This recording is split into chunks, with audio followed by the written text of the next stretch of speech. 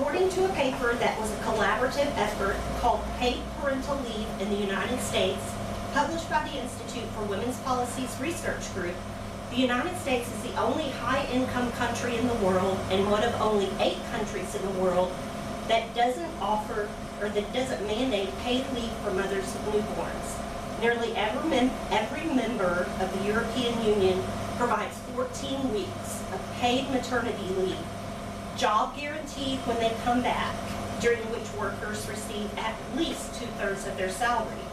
Obviously, if we're not providing it to mothers, we're not providing it to fathers either. Today I'm speaking about a topic that is relevant to the majority of employees in America. That is paid parental leave. The Family Medical Leave Act, established in 1993, states that all full-time employees who have been with the company for more than 12 months must receive 12 weeks off with a guarantee of a job when they return, but it doesn't require them to get a salary. I have many friends and family who have had to and are currently dealing with our country's lack of support for new parents to have paid leave. And I've done a lot of research so that I'm familiar with this topic. Paid parental leave is beneficial to new parents, new babies, our society, and our companies. Why do I think it's a necessity in the United States? Well, the benefit to babies and children as they grow up is evident. A study of European leave policies done by the University of North Carolina and referenced in an article written by Rachel Gillett in 2015, published in Business Insider, titled, "Why Paid Parental Leave is Good for Everyone," found that paid leave programs can help reduce infant mortality rates and better a child's overall health. That same article also shows research out of the Institute for the Study of Labor indicating higher IQ levels, higher levels of education, and higher paying jobs for the adult children of mothers who had paid maternity leave. This is especially true for children of lower income families. Mothers and fathers alike benefit from paid parental leave.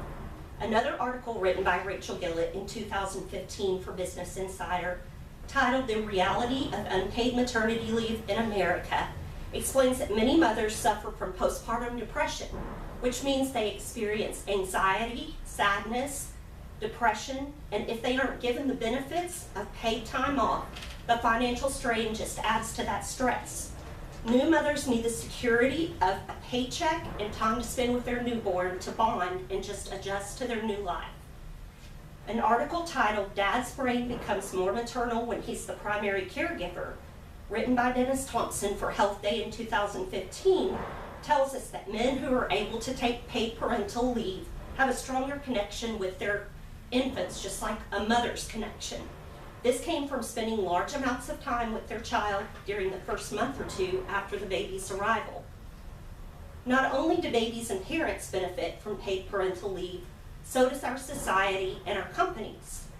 The article I referred to earlier by Rachel Gillett, titled "Why Paid Parental Leave is Good for Everyone," said that when Google switched from 12 weeks off to 18 weeks off, they saw a decline of 50% in mothers leaving the company after the birth of a child.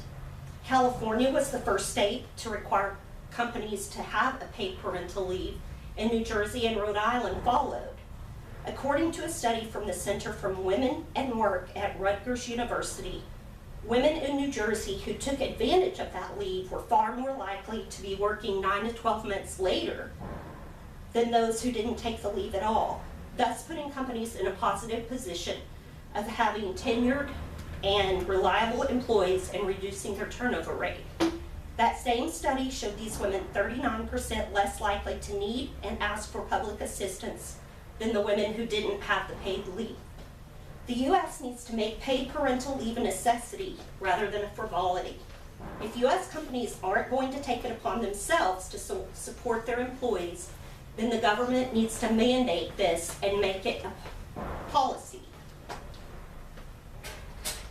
What kind of results can we expect to see if we implement this policy?